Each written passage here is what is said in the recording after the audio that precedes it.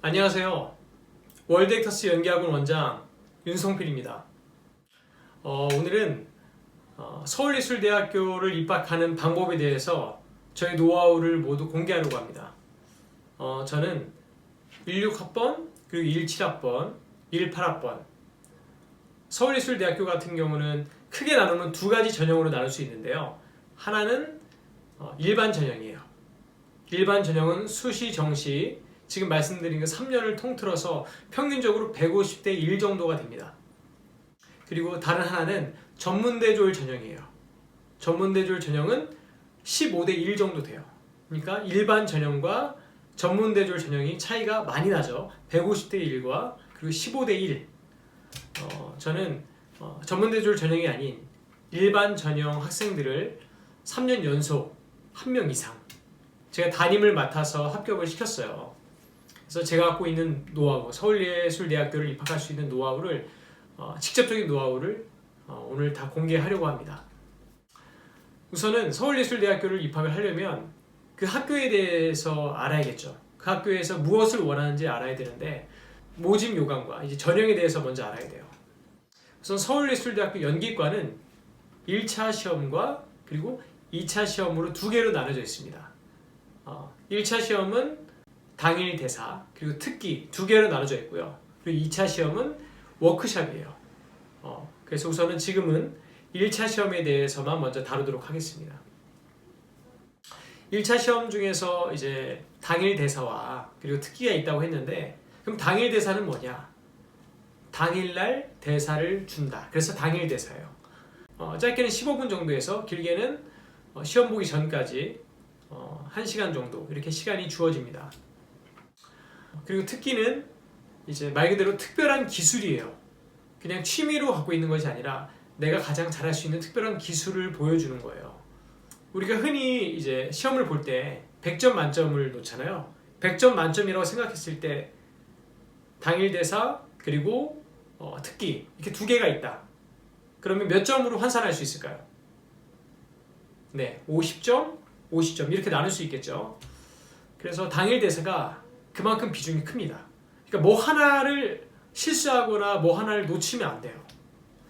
근데 사실 특기가 중요해요.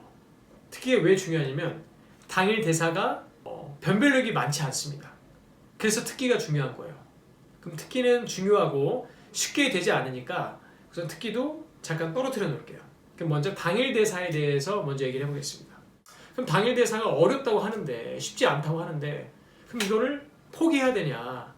50점인데 이걸 그냥 방치해야 되냐? 그거를 이제 고민해 봐야 될 것 같아요.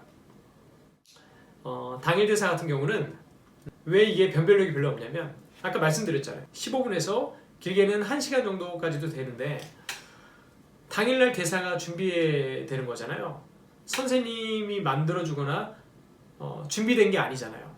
그러니까 교수님들은 학생들의 연기를 보고 싶은 거예요. 학생들의 연기를 보고 싶은데 보니까 선생님의 연기를 하는 거죠. 학생들이. 그러니까 선생님들이랑 몇 개월 동안 길게는 몇 년 동안 만들어 온 그 연기를 하는 거예요. 그러니까 보면은 자유대사는 누구나 다 어느 정도 하는 거예요. 근데 실제로 학교를 합격을 시켜서 이제 연기를 시켰더니 연기를 못 하는 거죠. 그러니까 물고기를 잡는 방법을 모르는 거예요. 그래서 이래서는 안 되겠다. 그래서 진짜 이 학생이 선생님이 만들어준 선생님의 연기가 아닌 학생이 연기를 할 수 있나, 자신의 말을 할 수 있나를 보기 위해서 당일대사 시험을 보는 겁니다. 이게 당일대사의 목적이에요. 그러니까 그 목적을 정확하게 알아야 준비를 할 수가 있어요. 근데 이게 왜 어렵냐면 우선은 시간이 너무 짧고요. 어떤 대사가 나올지 몰라요. 그러니까 나랑 성격이 비슷해서 내가 잘할 수 있는 연기가 나올 수도 있고 아니 내가 정말 어려워하는 고전이나 내 성격과 전혀 다른 그런 인물의 대사가 나올 수 있기 때문에 굉장히 어려운 부분이 있는 거죠. 3년 연속 일반 전형 학생들 150대 1이라는 경쟁률을 뚫을 수 있었던 그런 이제 노하우를 공개하면 변천사를 좀 알아야 돼요. 서울예술대학교 연기과 같은 경우에 처음에 16학번 때만 해도 이제 고전 제시대사가 많이 나왔어요. 그래서 길이도 꽤 길었어요. 이제 처음에 2개가 나와서 이제 외국 작품과 한국 작품 두 개가 나와서 골라서 선택을 연기를 하는 건데 16학번 때만 해도 대사가 고전 대사의 길이가 좀 있었어요. 그런데 17학번 넘어가면서부터 고전 대사도 짧아졌고요.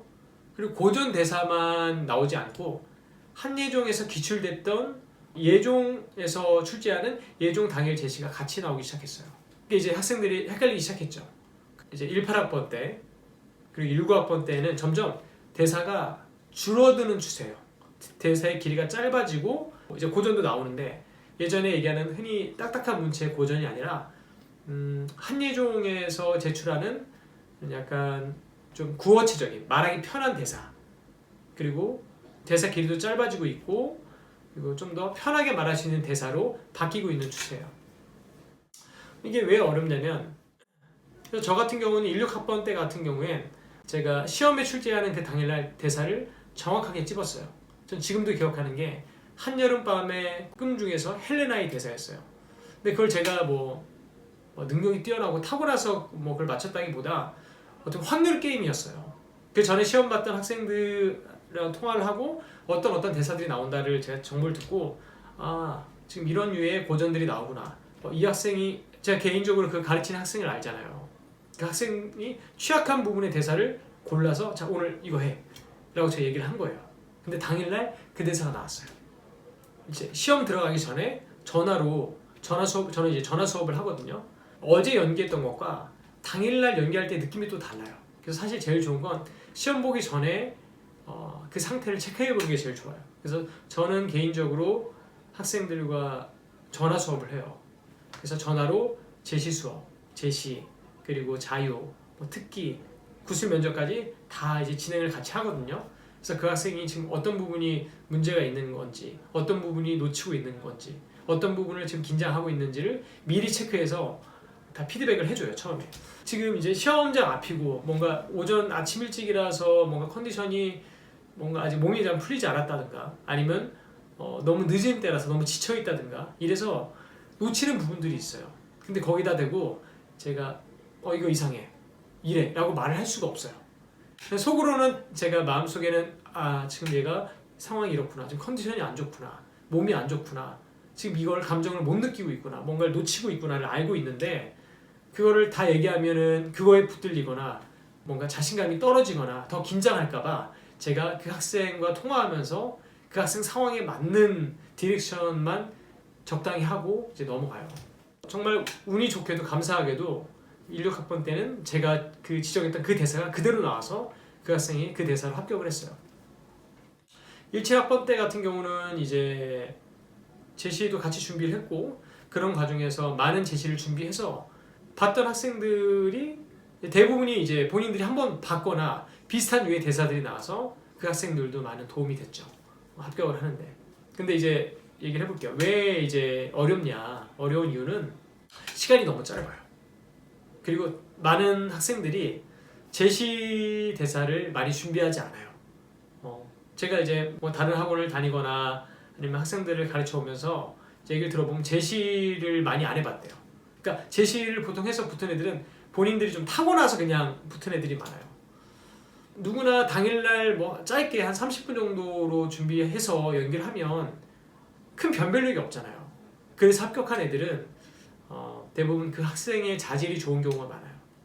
근데 제 생각엔 교육이라는 건 타고나는 애들은 어디 가도 잘하는 학생이잖아요. 누구나 이제 뭐 연기를 하고 싶은 꿈을 갖고 있고 좋은 배우가 되고 싶고 상대방의 마음을 움직이는 본인이 받았던 감동을 관객에게 전달하고 그때 무대에서 그 영화에서 그런 희열을 느끼고 싶은 건데 누구나 이제 갖고 있는 재능이 많지 않아요. 하지만 그런 학생들조차 어느 정도 실력 이상을 끌어올리는 게 교육의 목적이라고 생각을 하거든요. 그래서 저는 제가 할 수 있는 걸 하려고 해요. 대부분 학생들이 이제 그렇지 못한다는 가정하에서 얘기를 하자면 이제 시간은 짧고 그리고 제시 대사도 많이 안 해봐서 뭐 대사나 대본이나 잘 모르고 대본도 워낙 랜덤으로 막 나오기 때문에 그리고 범위도 너무 넓어요. 그래서 사실 딱 그 대사를 찍기는 아까 뭐 16학번 때 얘기한 것처럼 그런 좋은 운이 있기는 쉽진 않아요. 확률을 줄여 나가긴 하지만 그래서 제시대사를 했을 때 많은 학생들이 변별력이 없는 거예요. 근데 이제 50점이라고 얘기했잖아요. 100점 만점에 50점이면 굉장히 큰 거거든요. 그 제시대사를 다른 애들과 변별력이 없거나 못해버리면 그 시험은 특기를 보기도 전에 거의 끝난 거나 다름없어요. 특기에서 엄청난 정말 교수님들의 관심과 자신의 매력을 발산하지 않는 효과가 없는 거예요. 그러면 어떻게 해야 되냐? 제시대사를 자유대사처럼 해야 돼요. 무슨 말이냐면 자유처럼 능숙하게 잘해야 돼요. 내가 그 대사를 갖고 놀아야 돼요. 저의 생각이 정확하게 담겨서 지금 우리 여기 있는 입이 누구 입이죠? 이건 제 입이고 그리고 학생들 입이잖아요. 자신의 입에서 나올 때 불편하게 나오면 안 돼요. 내가 내 생각이 정확하게 담겨서 편하게 나와야 돼요.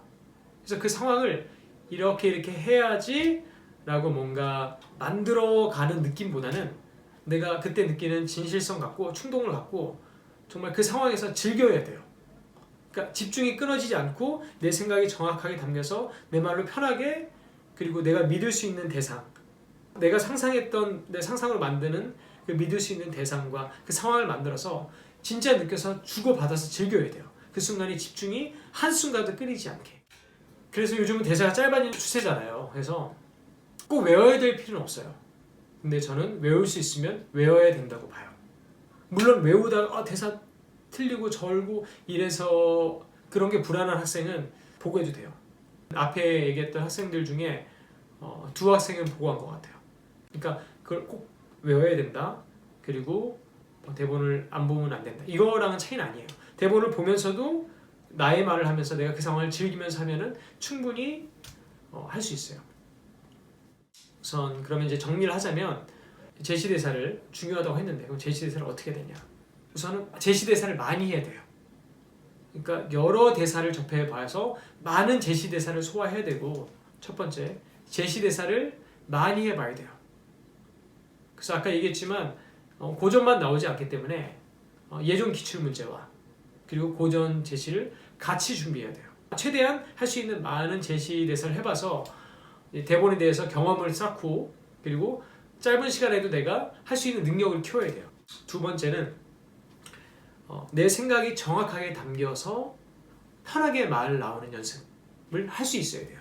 나의 말로 뭔가 누굴 흉내내거나 꾸미는 것이 아니라 진실한 나로서 나의 말로 편하게 할 수 있게끔 연습을 해야 돼요.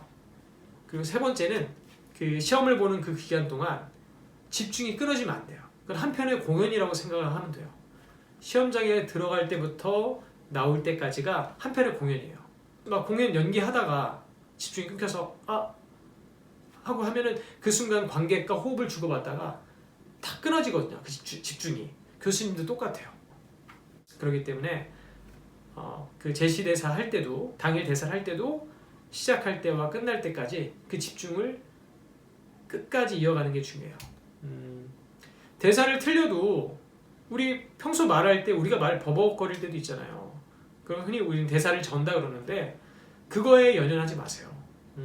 그냥 그 인물로서 연기하는 그 나로서 인물로서 대사가 절면 저세요. 그냥 사람이 그러니까 말이 버벅거릴 때도 있잖아요. 근데 그게 인물로서 버벅거려야지. 그걸 내가 틀렸다 하고 하는 순간 그 집중이 깨지거든요. 망했다. 어떡하지? 이런 순간 망하기 때문에 집중을 끝까지 이어가는 게 중요해요. 그리고 어떨 땐 교수가 모를 때도 있어요. 나만 알 수 있어요.